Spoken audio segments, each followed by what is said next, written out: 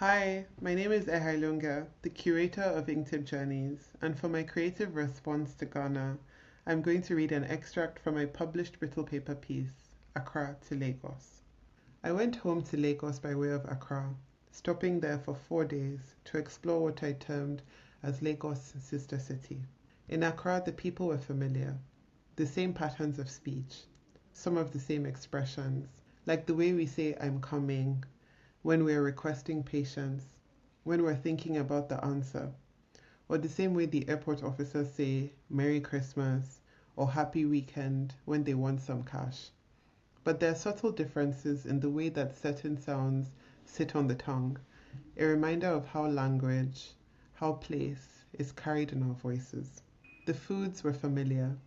I had jollof rice, chapman, beans, plantains, fufu, tilapia, and suya, with only a few dishes like wache that I couldn't find a parallel for in Lagos. There were still differences. The jollof in Accra was milder, less spicy but still delicious. Their beans, red, were made with black-eyed beans that stayed firm on cooking instead of the softer honey beans. Here they had another version of plantain called kilewele, seasoned and cut in thinner strips.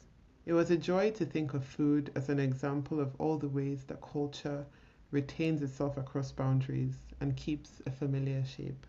I went to Osu Castle and saw that, like in Badagry, like in many other parts of West Africa, there was a point of no return where captured people were carted off across the Atlantic. But in Accra, I realized how much the country has now become a place of return, where African Americans have found home. I went to Makola Market, and it felt like I was in Balogun Market. So much was the same. So many people, so much industry heaving in a trampled corner of the city.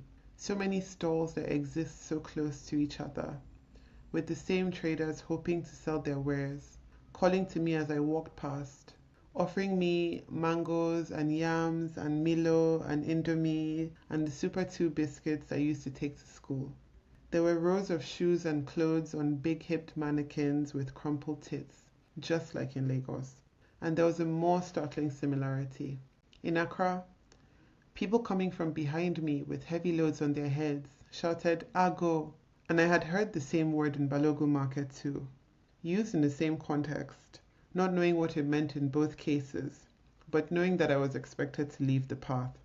I found out that this word, said in Ga in Accra, and in Yoruba in Lagos, was a request for space. Through this word as a lead, I discovered that there was an ancient link between the Ga and the Yoruba people, that the Ga people are believed to have journeyed from Ile-Ife, passing through what is now Benin and Togo, to settle in Ghana, and that there are more reasons why Accra feels familiar.